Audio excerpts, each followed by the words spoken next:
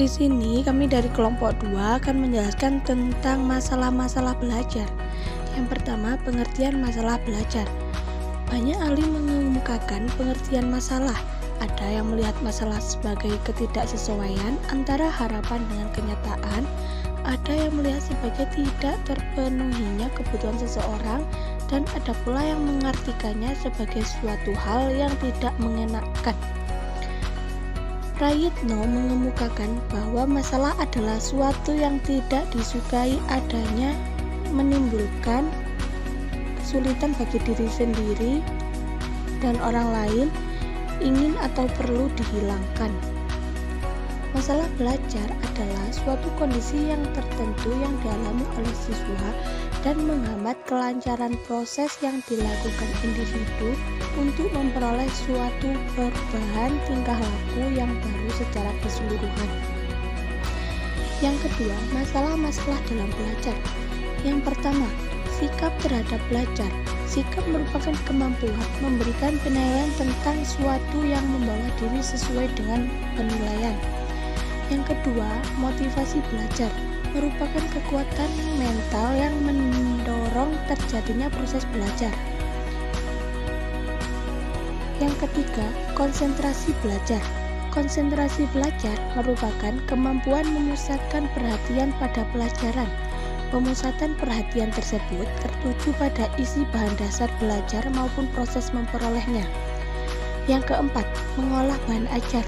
Mengolah bahan belajar merupakan kemampuan siswa untuk menerima isi dan cara pemerolehan ajaran sehingga menjadi bermakna bagi siswa.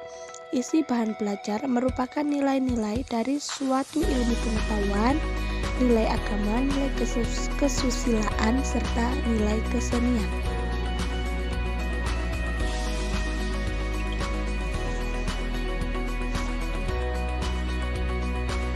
Yang selanjutnya yaitu faktor kemunculan masalah. Menurut Wolzman, di sini ada dua faktor. Yang pertama yaitu faktor internal. Faktor internal merupakan faktor yang bersumber dari dalam diri peserta didik yang mempengaruhi kemampuan pelajarnya. Faktor internal ini meliputi kecerdasan, minat dan perhatian, motivasi belajar, dan ketekunan sikap. Yang kedua yaitu faktor eksternal. Faktor yang berasal dari peserta didik yang mempengaruhi hal belajar yaitu keluarga, sekolah, dan masyarakat. Keluarga berpengaruh terhadap hasil belajar siswa.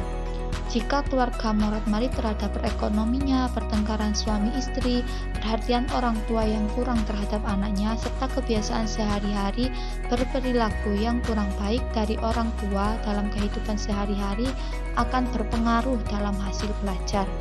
Yang selanjutnya yaitu menurut teori Gestalt. Berdasarkan teori ini, hasil belajar siswa dipengaruhi oleh dua hal, siswa itu sendiri dan lingkungannya.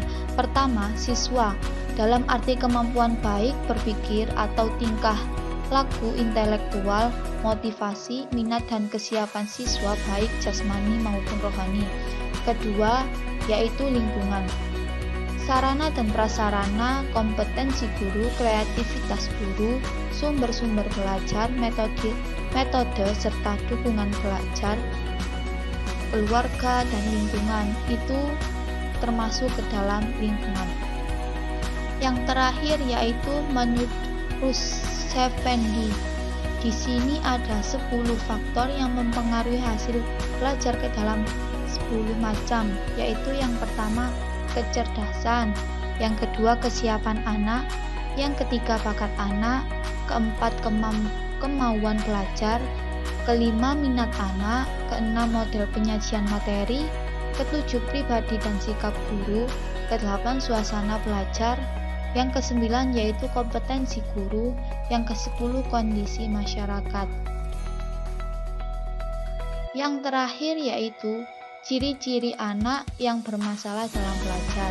Di sini ada 12 ciri-ciri, yaitu susah diatur dan diajak bekerja sama. Kurang terbentuknya kepada orang tua saat orang tua bertanya kepada anak, menanggapi negatif, menarik diri, menolak pernyataan, menjadi pelawak, cari perhatian, suka cari alasan, perkembangan bahasa yang lambat, rendahnya koordinasi motorik, gangguan pemusatan perhatian, usia sekolah. Itu merupakan ciri-ciri anak yang bermasalah dalam belajar. Sekian presentasi dari kelompok 2, kurang lebihnya kami mohon maaf. Terima kasih, saya akhiri. Wassalamualaikum warahmatullahi wabarakatuh.